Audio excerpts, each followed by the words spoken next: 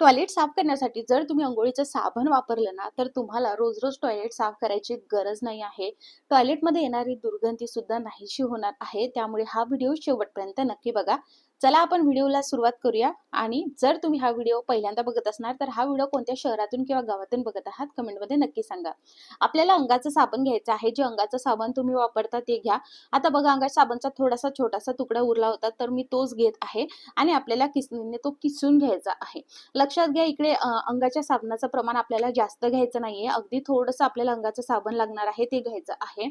आता तुम्ही अंगाच्या साबणच्या ऐवजी इथे दुसरं जसं की कपड्याचं साबण असेल किंवा भांड्याचं साबण असेल तर हे तुम्हाला घ्यायचं नाही, कारण अंगाच्या साबणमध्ये मस्त असा फ्रेग्रन्स असतो, म्हणून आपण इकडे अंगाचं साबण वापरत आहोत. तर अशा पद्धतीने बघा, जर टीस्पूननी म्हणत असाल तर 2 ते 3 टीस्पून हे भरतं आणि टेबलस्पून तर 1 मोठा टेबलस्पून, याने व्यवस्थित आपल्या साबणचा चुरा हा होतो.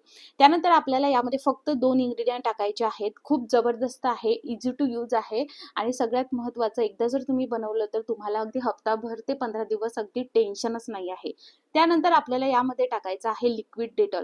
अगदी थोडंसं लिक्विड डेटॉल घ्यायचं आहे, कारण आपण जो साबणाचा कीस केला आहे तो अगदी थोडासा आहे म्हणून. हा व्हिडिओ जर तुम्ही पहिल्यांदा बघत असणार तर लाईक करा, सबस्क्राईब करा आणि बेल आयकॉन नक्की करा. आणि जर तुम्ही हा फेसबुकवर बघत असणार तर लाईक आणि फॉलो नक्की करा. थोडंसं आपल्याला कम्फर्ट टाकायचं आहे. साबण तर आपण वापरला आहे, पण त्याचा स्मेल अजून छान आणि स्ट्रॉंग येण्यासाठी आपण इथे कम्फर्टचा वापर करत आहोत. तुमच्याकडे कम्फर्ट नसेल तर लिक्विड डिटर्जंट असेलच ना, तर ते तुम्ही इकडे घेऊ शकता. त्यानंतर आपल्याला हे व्यवस्थितरित्या मिक्स करायचं आहे. आता तुम्ही बघू शकता, आपण लिक्विड डेटॉल आणि कम्फर्ट हे अगदी थोडं थोडं टाकलेलं आहे. अशा पद्धतीने एक पेस्ट तयार झालेली आहे. आपल्याला काहीच याची प्रोसेस वगैरे काहीच करायची गरज नाही आहे.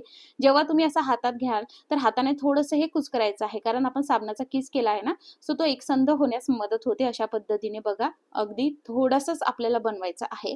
तुमच्या घरी जर 2 टॉयलेट बाथरूम असेल तर मग तुम्ही इकडे हे याची क्वांटिटी थोडीशी अजून वाढवू शकता. त्यानंतर आपल्याला घ्यायचा आहे यूज अँड थ्रोचा असा कप.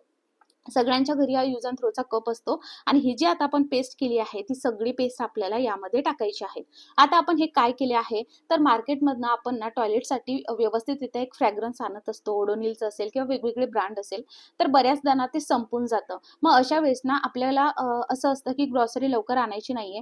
मग तुम्ही ना एकदा हे नक्की ट्राय करून बघा. बऱ्याचदा आपल्याला ना टॉयलेट साफ करण्यासाठी वेळ मिळत नाही, तर मग हे जर केलं ना तर टॉयलेटमधून जी येणारी दुर्गंधी आहे ती पूर्ण नाहीशी होते. त्यामुळे तुम्ही हे अवश्य ट्राय करा आणि हप्ताभर ते 15 दिवस अगदी इझिली जातं. आपण यामध्ये कम्फर्ट टाकला आहे, साबणचा वापर केला आहे, ज्याने की फ्रेग्रन्स खूप छान येतो.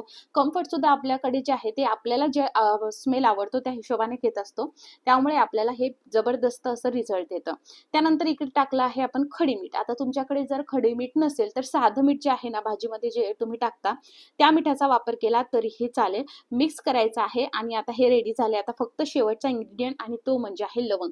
तर आपल्याला इकडे 3 ते 4 लवंग अशा पद्धतीने यामध्ये घालायचं आहे आणि हे रेडी झालं आहे. आता हे टॉयलेटमध्येच नाही, तर जर तुमच्या घरामध्ये फार कुमट वास वगैरे येत असेल तरी सुद्धा तुम्ही हे घराच्या कोणत्याही कानाकोपऱ्यामध्ये ठेवू शकता.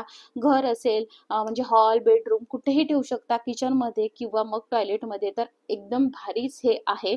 त्यामुळे इमर्जन्सीसाठी तुम्ही हे नक्की अवश्य बनवून ठेवा. आता कसं ठेवायचं, तर टॉयलेटचं जे वरचं टँक वगैरे असतं किंवा खिडकी असेल तिथे ठेवायची, म्हणजे स्मेल हा पूर्ण बाथरूममध्ये असा दरवळत राहतो आणि दुर्गंधी वगैरे येत नाही.